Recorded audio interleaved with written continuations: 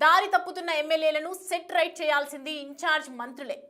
50,000 majority వచ్చింది కదా అని సైలెంట్గా ఉంటే వచ్చే ఎన్నికల్లో 10,000 మెజార్టీ కూడా రాదు. వచ్చే కేబినెట్ నాటికి అంతా సెట్ కావాల్సిందే, లేదంటే పరిస్థితులు మరోలా ఉంటాయి. ఇది కూటమి పార్టీల ఎమ్మెల్యేలకు సీఎం చంద్రబాబు ఇచ్చిన క్లాస్.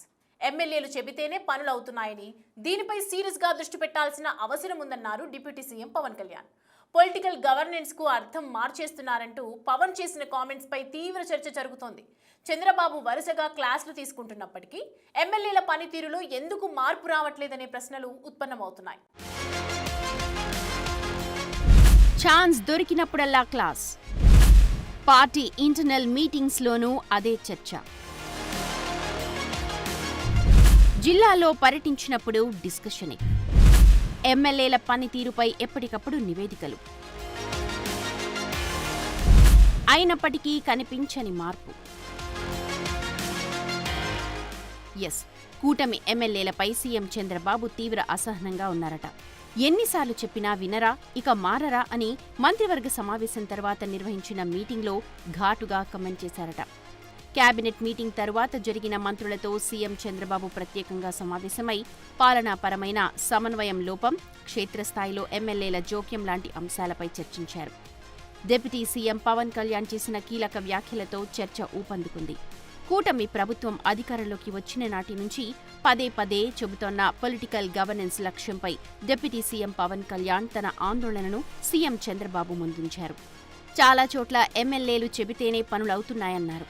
దానిని సరిదిద్దుకోకపోతే మనం చెప్పే గవర్నెన్స్కు, ప్రజాపాలనకు అర్థం మారిపోతుందన్నారట. ఎమ్మెల్యేల జోక్యం కారణంగా పరిపాలనా యంత్రాంగం నిష్పక్షపాతంగా పనిచేయటంలో ఇబ్బందులు ఎదురవుతున్నాయని ఆయన పరోక్షంగా ముఖ్యమంత్రి దృష్టికి తీసుకువెళ్లారట. పార్టీల ప్రాధాన్యత కంటే ప్రజలకు సేవ చేయడమే ప్రధాన ఎజెండాగా ఉండాలని ఆయన స్పష్టం చేశారట. కేబినెట్ ఎజెండాలో కీలకమైన రెవెన్యూ సమస్యలు, వాటి పరిష్కారంపై చర్చొచ్చినప్పుడు పవన్ కళ్యాణ్ మరింత కీలకమైన అంశాన్ని ప్రస్తావించారట. రెవెన్యూ వివాదాలు, ముఖ్యంగా భూ వివాదాల విషయంలో కొందరు ఎమ్మెల్యేలు వేలు పెడుతున్నారని ఆయన తీవ్రంగా ఆరోపించారట. ఈ తరహా జోక్యం సమస్యల పరిష్కారాన్ని అడ్డుకుంటుందని, దీనిపై సీఎం గట్టి చర్యలు తీసుకోవాలని ఆయన కోరారట. ఈ విషయంలో ఎమ్మెల్యేలందరినీ ముఖ్యమంత్రి గట్టిగా హెచ్చరించాల్సిన అవసరం ఉందన్నారు పవన్ కళ్యాణ్. రాష్ట్రంలోని సుమారు 60-70% సమస్యలు రెవెన్యూ వివాదాలేనని, వాటిని పరిష్కరించకపోతే ప్రజల్లో ప్రభుత్వంపై చులకన భావం వస్తుందని పవన్ స్పష్టం చేశారట. ఈ సందర్భంగానే కొందరు ప్రజాప్రతినిధుల అత్యుత్సాహం గురించి ప్రస్తావించినట్టు చర్చ జరుగుతోంది. కొంతమంది ఎమ్మెల్యేలు ప్రజల ఆస్తిలో అడ్డంగా తలదూరుస్తున్నారని ఆగ్రహం వ్యక్తం చేశారట. కొన్ని వివాదాల్లో బాధితులు రాజీ కుదుర్చుకుందామని వేడుకుంటూ ఉన్నా ఆ ఎమ్మెల్యేలు దానికి అడ్డుపడుతున్నారని పవన్ సీఎం దృష్టికి తీసుకువెళ్లారట.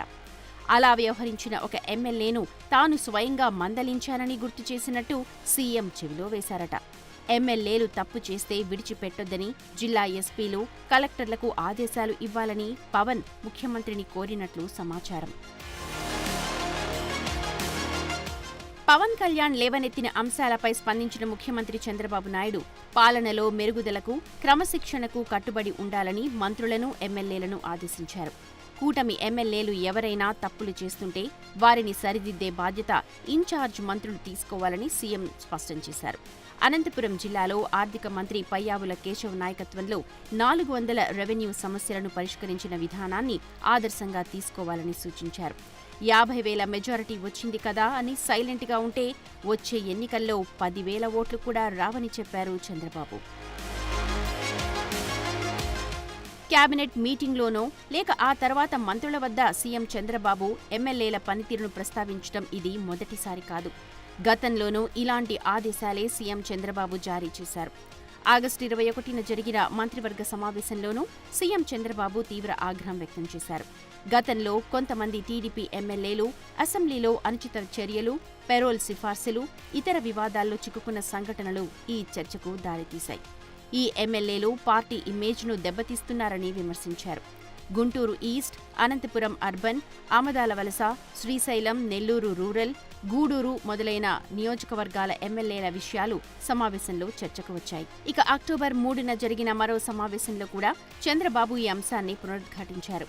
అసెంబ్లీలో ఎమ్మెల్యేలు చేసే వ్యాఖ్యలు, ప్రవర్తనలపై ఇన్ఛార్జ్ మంత్రులు పూర్తి బాధ్యత తీసుకోవాలని, క్రమశిక్షణ కాపాడాలని సూచించారు.